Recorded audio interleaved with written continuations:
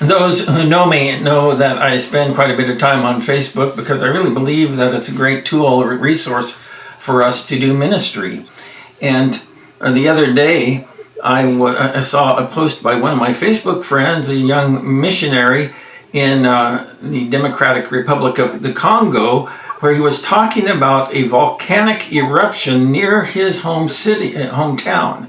Actually a city of over 600,000, almost 700,000 people.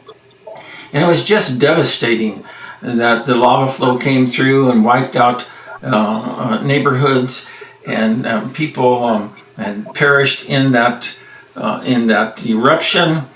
And so he was making an appeal for people to pray. I think that there's a time for people to pray, but I also think that there's a time for people to act. And so I reached out to him, and Janice and we sent a gift via MoneyGram. But then I told him that I was going to go ahead and see if we could raise additional funds through my Facebook channels and YouTube channel and things of that nature. And so that's why we're here today. But in order for us to really get a better perspective of what's going on, let me just bring in my guest. And her name is Grace Mina. Grace, how are you doing today?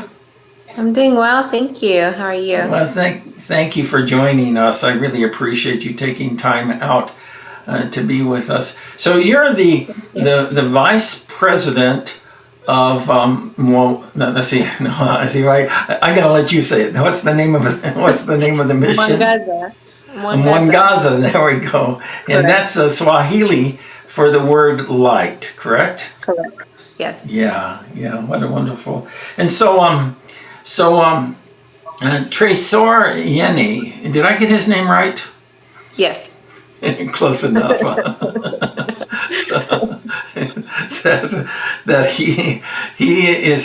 He's from the Democratic Republic of the Congo, right? Correct. Are you? No, I am from Kenya originally. Oh yeah, that's right. You told me just before we went live on air. Okay. Yeah. But you are a nurse here in the U.S. now. Correct. And that you attended school in Missouri, and Treys attended the Ozark Christian College there in Missouri, and he and both him and his father, and who else? No, not his father. So Treys came alone. Okay. And then my father was here when Treys got here. So they got to know each other actually before I got here. And my father then introduced us to Treys. Okay. Yeah. I probably should get my story straight if I'm going to be talking about this stuff. No, it's okay. But I'm truly excited about having this opportunity, because I'm really excited about sharing this need with the people that I know on Facebook, and I'm just trusting that the Lord will speak to their hearts and help them to understand how serious this need is. I have some slides, and I want you just to walk us through some of those as we talk a little bit about this. But first of all, tell me about Treys and let me say it again, the Mwangaza International Ministry. What does that ministry do?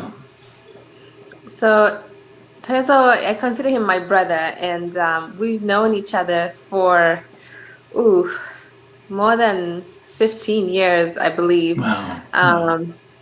So I started off as his secretary when he first started the ministry. I would just take notes for him and do basic things.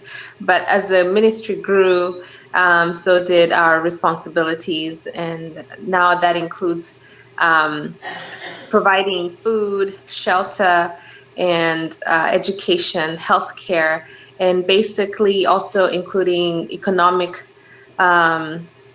wellness for the people living in the slums. So we Yeah. provide them those opportunities to grow themselves economically so that they can um, help themselves instead of having to rely on other people to help them all the time. Yeah. Yeah. Hmm. Here in America, when we hear the word slum, we have one image, but I've been to African slums, and it's just the level of poverty there is just mind-boggling.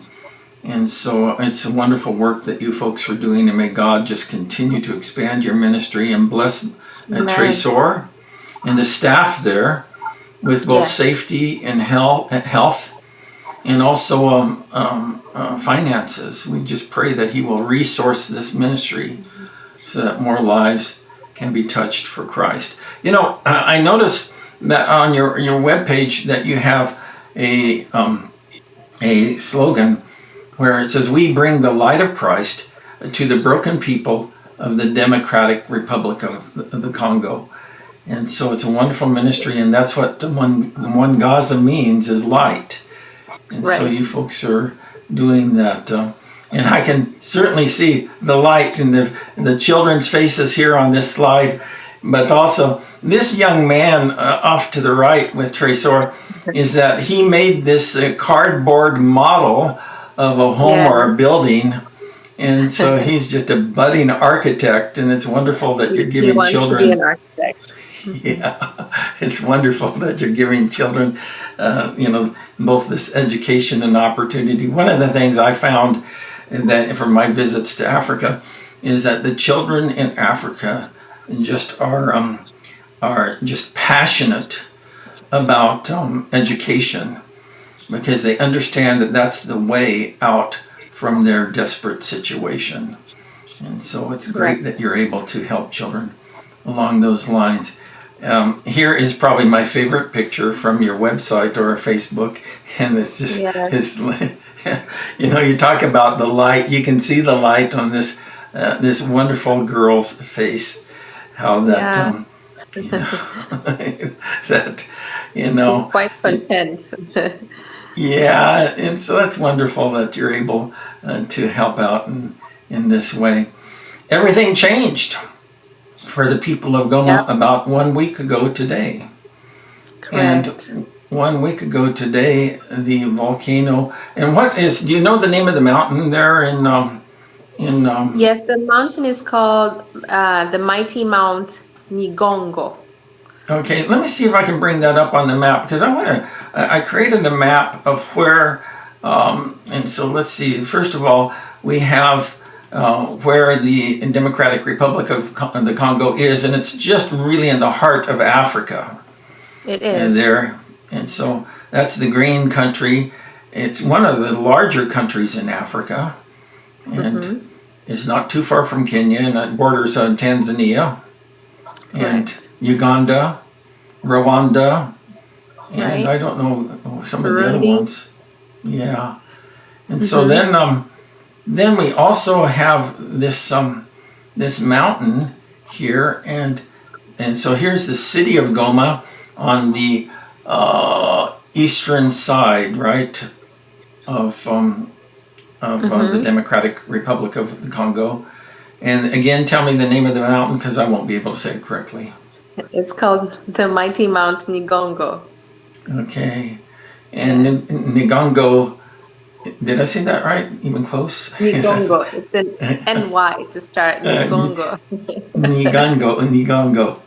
Is that it is a volcano, and that volcano erupted the other day. And let's go ahead and we'll get back to our slides. And I believe it may have erupted at night and began Mhm. spewing its lava out from the volcano and through the villages nearby and headed towards the city of Goma itself. Like we said, Right. over nearly 700,000 people. But I've seen different reports because I've also have seen, like over 1 million people live there. But I don't know what's correct. But the lava flow began working its way through the neighborhoods, and that and destroying houses. How many homes were destroyed in the path of the lava? So according to our team are on site in Goma, they counted about 3,671. So I'm Wow. assuming that there's more than that because obviously we are limited with manpower, so we can't really know Hmm. how many, but the number that's been counted so far is 3,671 homes destroyed. Yeah. Yeah. And when you Mhm. think about it, that that typically the average home will have how many people living in it? You can say an average of five, but there are some Yeah. families that have 12 people living in Yeah. a home. So, and Hmm. that's pretty common. Yeah. So we're talking Hmm. about, thousands of people whose lives Correct. have been completely upended by this volcano. But Correct. and so what has happened, as we see here, is that the the lava flow came through and destroyed all of these homes in its path, over Hmm. 3,000 homes in its path, but Yeah, about also 17 villages. 17 villages. Wow, Correct. wow, Yeah. just completely wiped off the face of the earth. Hmm. And so that we also, it's my understanding that at least one child in your program, her family was impacted by this. Is that correct? That's correct. So the damage by the volcano happened in the Nigongo area where the Mm-hmm. 17 villages are. And then it also went through the Buhene slum. So Okay. Abigail, who is a child that is sponsored through Mwangaza, she lives in Buhene slum. And Yeah.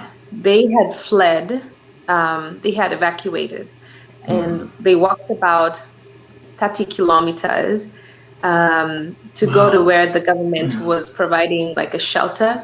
Mm-hmm. And Mm-hmm. then because the situation at that shelter was not better, they decided to come back to Goma only to find that their house had been completely destroyed by the volcanic Wow. eruption.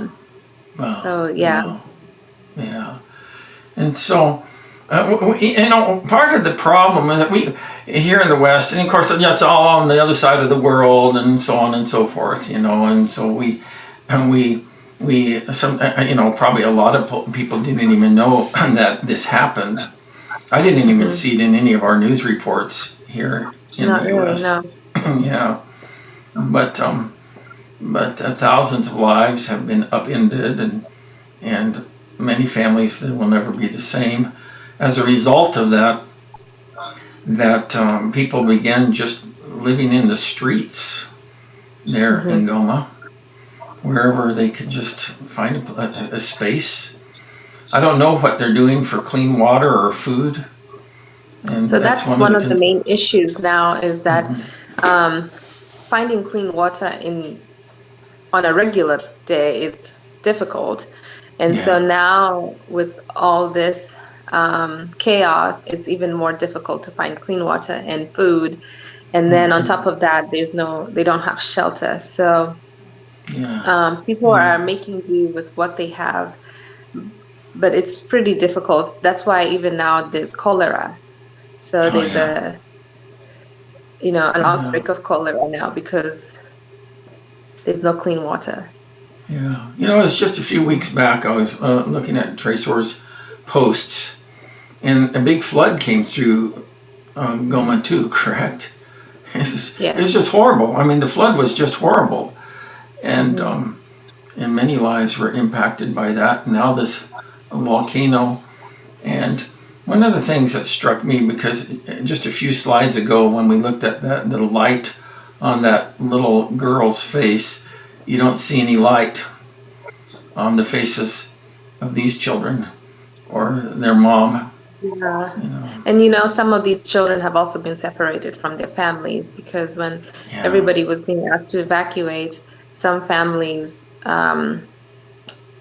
in that all that chaos trying to get out of Goma, they became separated from their children.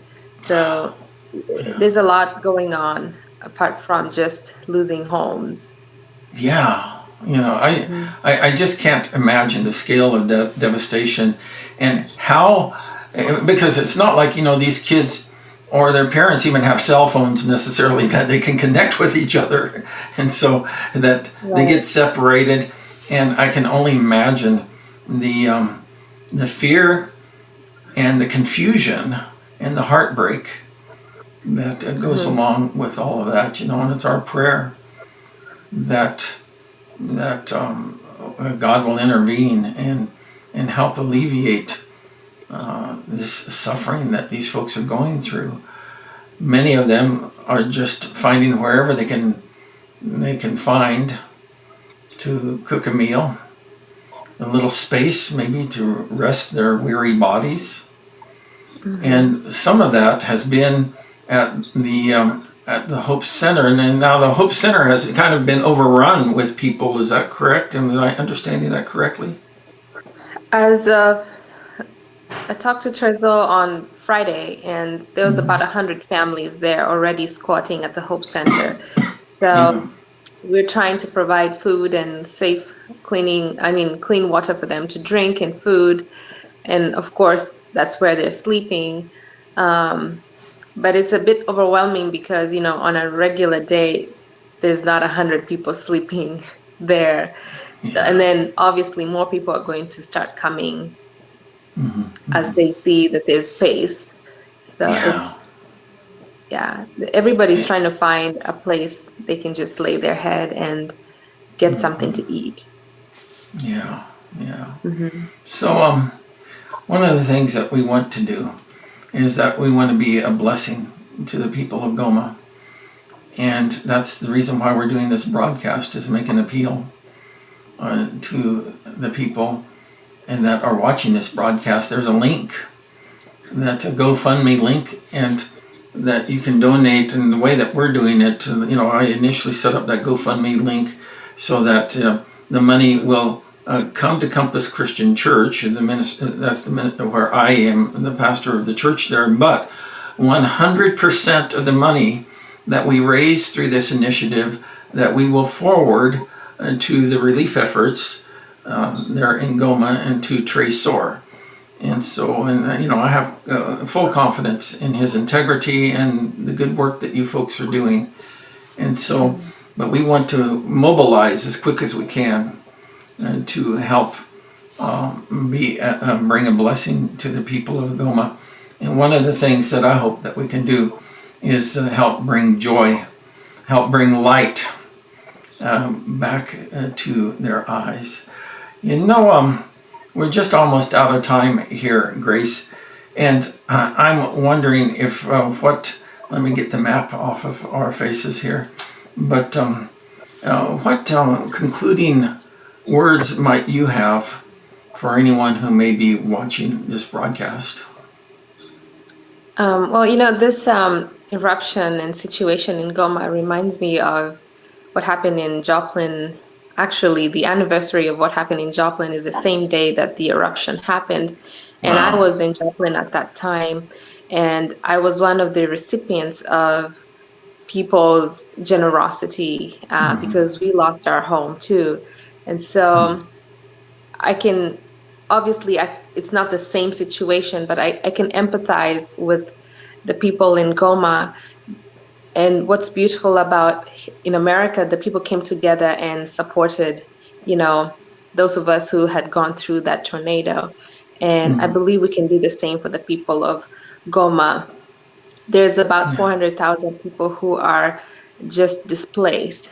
And there's a problem of drinking water, food, and shelter, of course. We have our own team members who have been impacted by this volcano. 3 of them have lost their homes. And Oh so, as my. Mongaza, of course, we're going to support them first. And then we're also um, going to use the Hope Center as a place where people can come and receive some Yeah. kind of relief. So Trezo is actually scheduled to go to Goma as soon as he can. hopefully in this coming week to bring the water barrels. We have already ordered 200 kits, emergency kits that have bedding and a pot, like cooking pots, Yeah. and some clothes for each family. And we're also doing emergency food deliveries for which about $20 per food delivery, which will feed Yeah. a family of 5 for 3 weeks. So we're Wow. doing these things, but we as an organization can only do so much.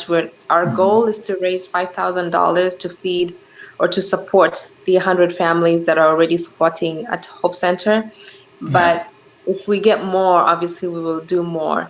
We can't help Yeah. everybody. We realize that, but we can help the community that's just around us.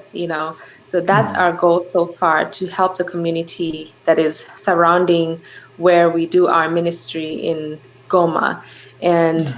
some of those people are children that um, we people sponsor through Mwangaza. So I can appeal to people to continue sponsoring children, because that's one of the ways that we help those children. People can donate toward the relief efforts for Goma. And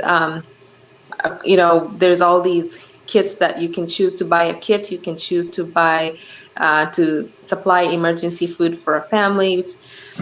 There's so many ways to support the relief efforts in Goma. And Yeah. most of all, pray for these people, because it's not easy to go through a situation where you totally lose everything and you have to Yeah. start from scratch, or you're separated from your family, or you've even lost a loved one. So it's I can only imagine the heartache and the chaos that some of these people are going through. But hopefully, with your help, we can bring some kind of relief to some of these families. Yeah. Yeah. Amen. Mhm. Just recap for me. And by the way, when we wrap up here today, don't jump off our call right away. The broadcast will end, but I would like to just talk with you a little bit beyond that. But what so you say $20. Tell me a gift of $20. What we can buy for $20? So for per family, we're trying to give them basic like food. We can For $20 we can buy rice, oil, and beans that can feed a family of 5 for 3 weeks. So that's Wow. just $20. Yeah. And then we can also supply them with the emergency kit, which is $50.